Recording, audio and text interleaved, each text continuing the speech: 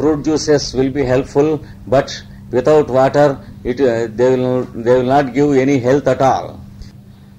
A major portion of water drunk daily is necessary to become a good healer and a good yogi. And alcoholic drinks should be left off and prohibited to become a healer or a yogi. And all types of narcotic nature, that is the cannabis, the opium, etc., should be completely avoided. One room should be separately maintained in the house where himself and his family members can practice either healing or yoga. And the room should be kept clean and pious. And his traditional way of prayer should be conducted there regularly at the same appointed time. And the prayer should be according to his family tradition or according to the initiation of a guru.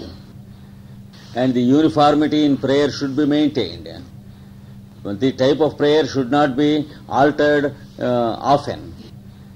Among the food materials also, rich dinners and banquets should be avoided.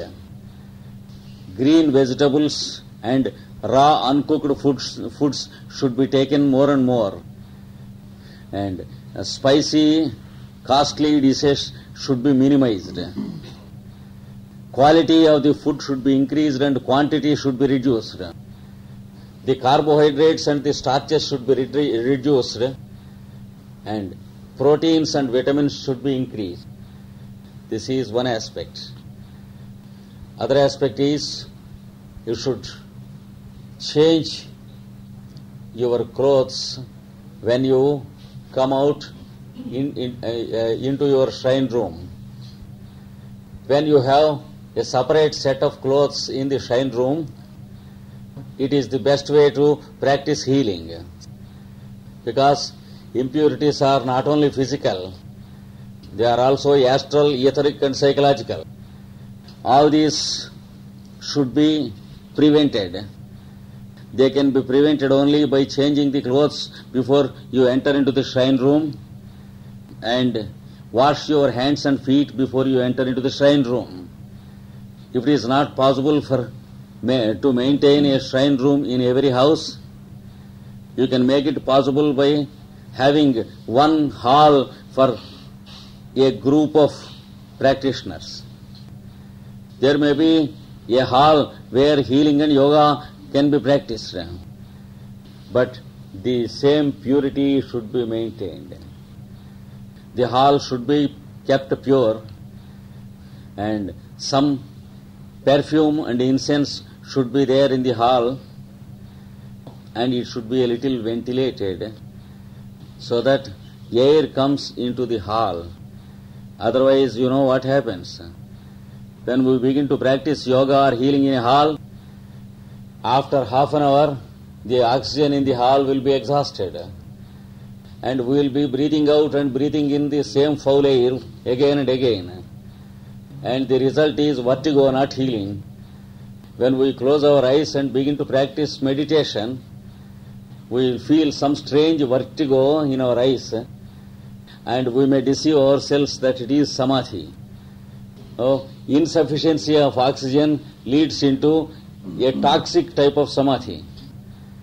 So there should be a continuous supply of air into the room, and people should be able to breathe oxygen even after they sit in the hall for a long time. And there should be an altar on a side in the hall, and the hall should not be a square or an irregular shape of room. It should be in the form of a rectangle. The most useful method is to have 1 into 1/3 length and breadth. That is, if the breadth is 1 unit, the length should be 1 1/3 units. And in such a hall, practice of meditation and practice of healing will be conducted in a very ideal manner. After taking all these precautions, then only you should begin to heal. In the beginning stages, you bring the patient into the hall, ask the patient to sit before you at a distance not less than 6 feet from you. People should not sit close like this and begin to heal. The healer should sit separately, and the person to be healed should sit before him. And you can heal a number of people also at a time. In fact, it is easier to heal a number of persons than to heal one person at a time, because it is only an arrangement of the magnetism of the various constitutions. See how it is easier to arrange a set of electrical cells into a battery, either in the AC arrangement or in the DC arrangement, either in parallels or in series. And you know that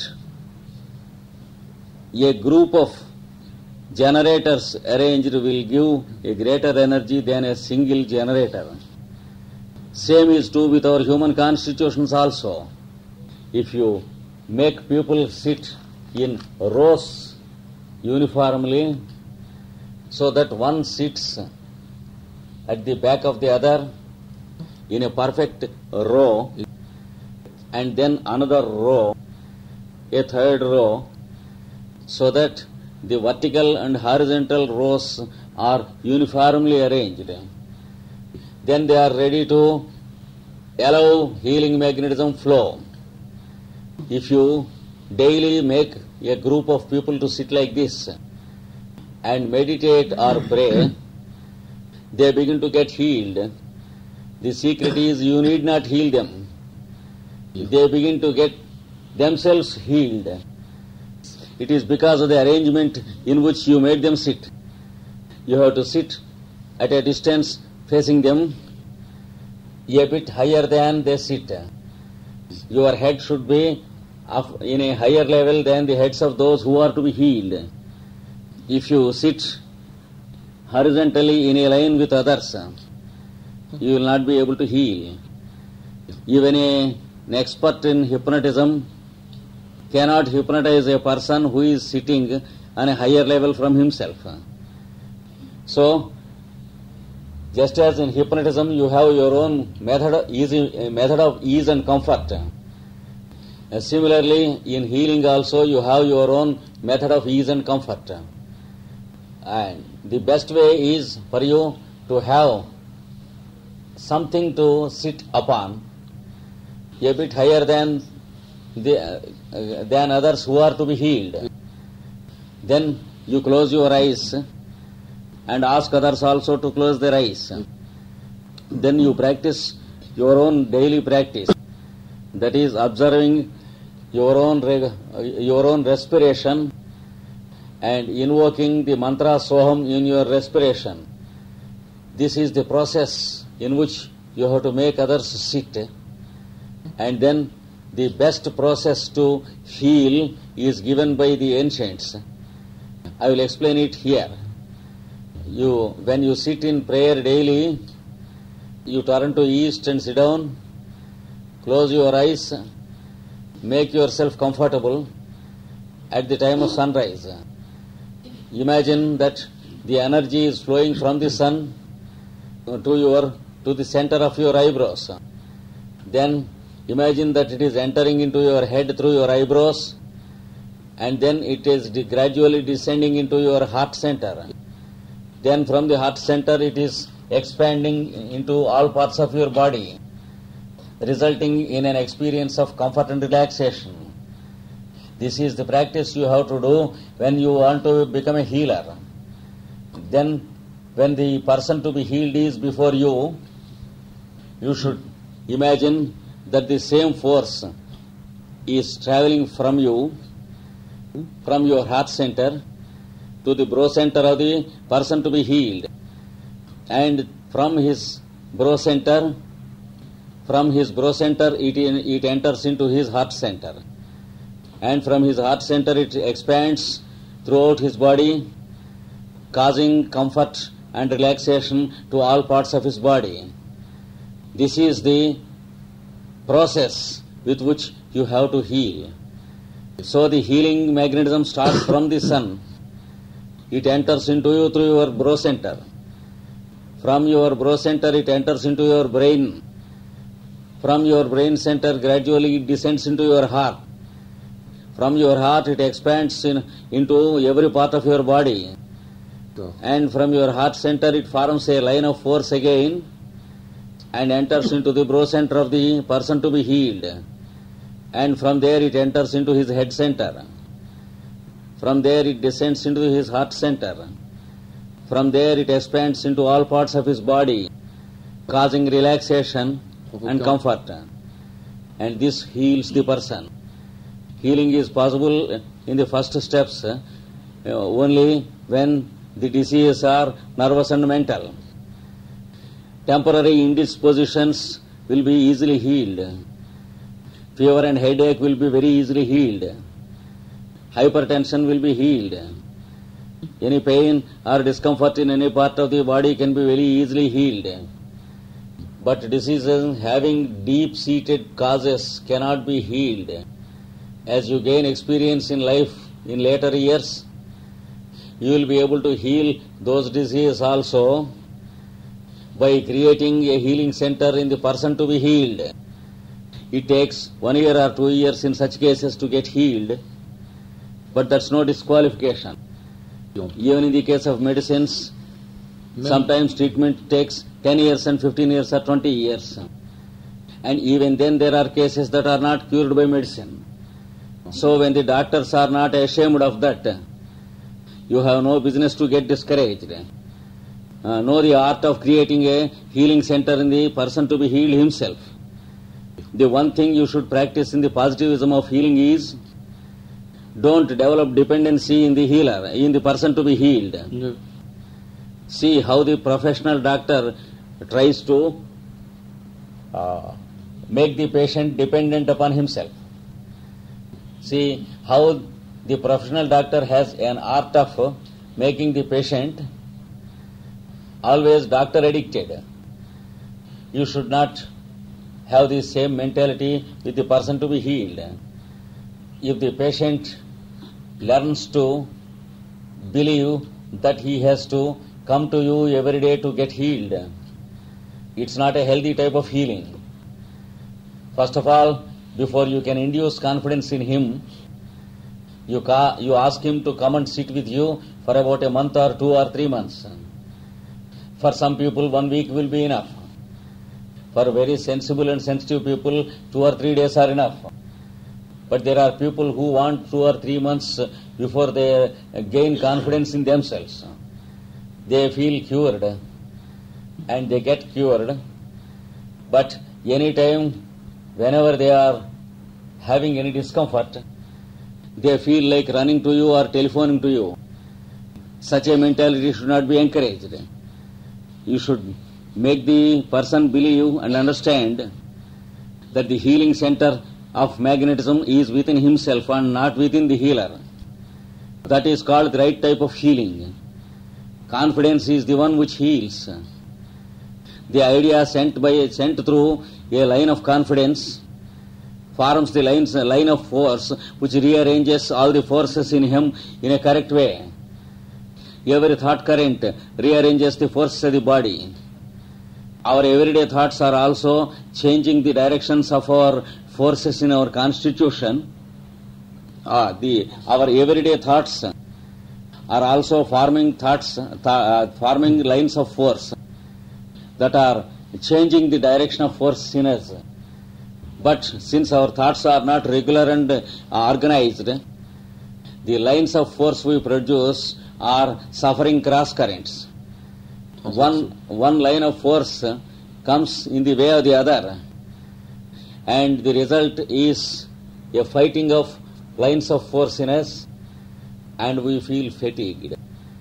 Work never gives us fatigue, but our idea of working too much gives us fatigue. Our auto-suggestion makes us sick of our work. Every one of us by birth has an amount of self-pity which should be expelled.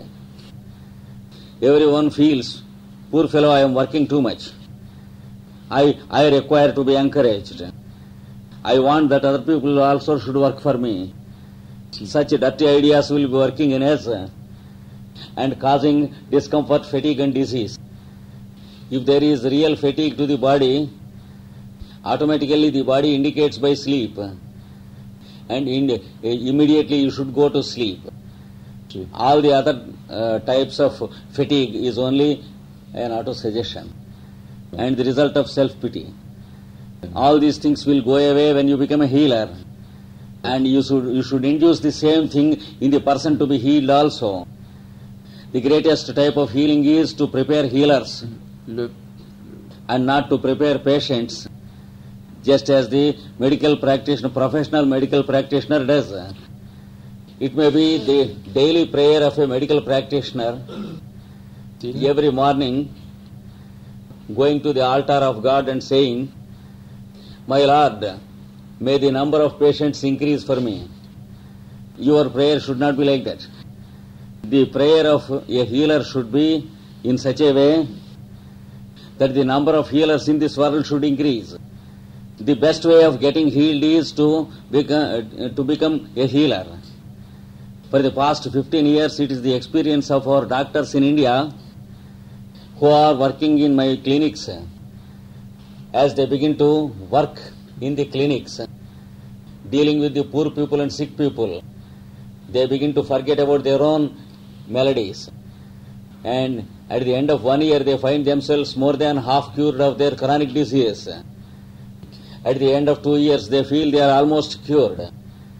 At the end of 3 years, they are in perfect health.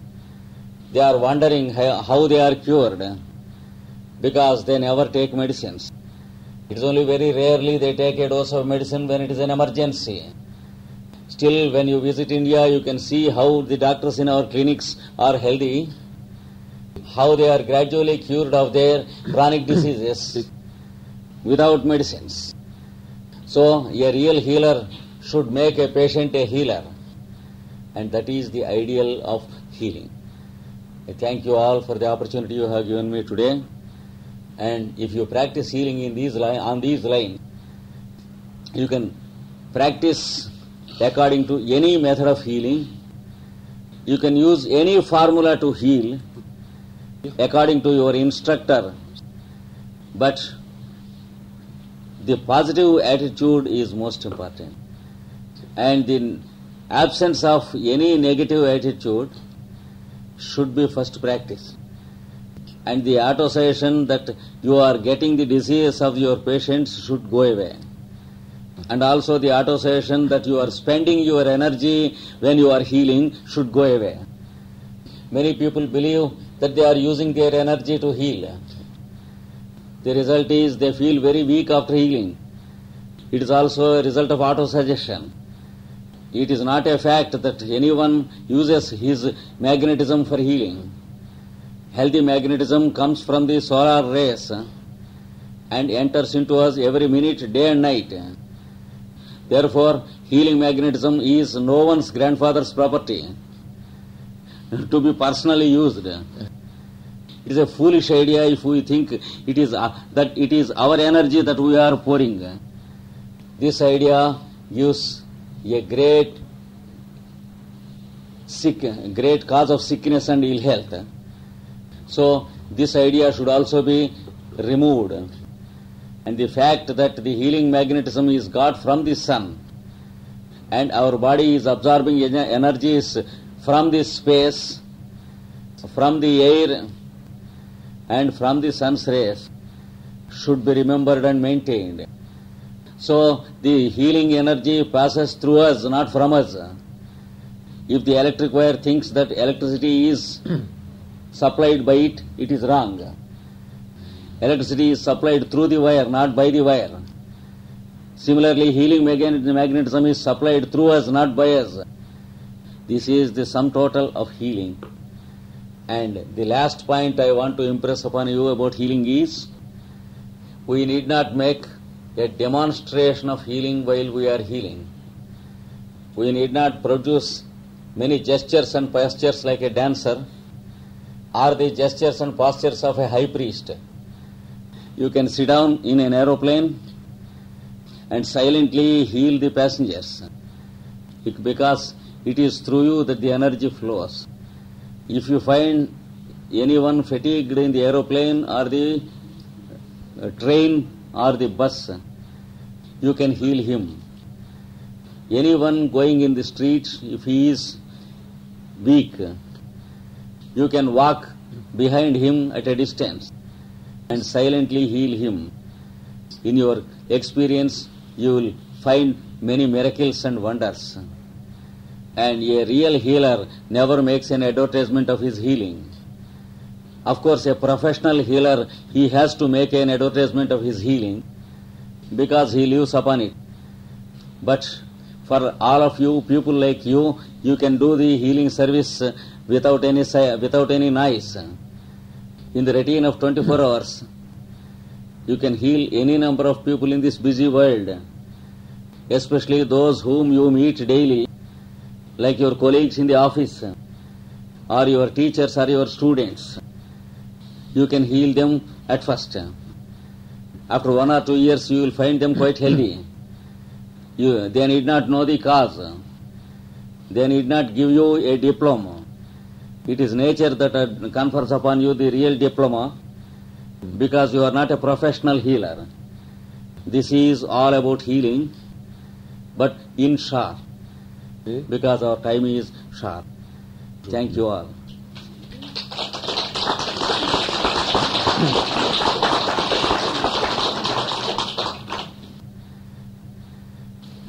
Any sickness, little or big, is karmic. When the sickness is temporary and of a little nature, it is the result of a little karma. When the sickness is of a prolonged nature, it is the result of a prolonged karma. And if the karma is so much prolonged that the tissues of this body are not capable of getting completely healed, then the healing will be only partial. Sometimes, if you find a person who is very old and the disease incurable, the only healing you can do is to make him not to suffer. You can make an anesthetic effect upon him, but you can never cure some diseases. After all, we can cure only as much as we are permitted by the Lord Almighty. So, it all depends upon the maturity of the karma and the result. As a result, the curability or the incurability of the disease. One thing is certain: if the age is reasonable, diseases that cannot be cured by any type of medicine can be cured by healing method, provided the healer and the healed are in tune with each other and have the same amount of confidence upon healing and confidence upon each other. Then only a complete cure is impossible. There are certain diseases where even a healer cannot do anything. It is enough if we meditate the sun's, the light of the sunrise. It carries all the colors of healing. Yes. Karma means, scientifically speaking, only something wrong done and the results being experienced.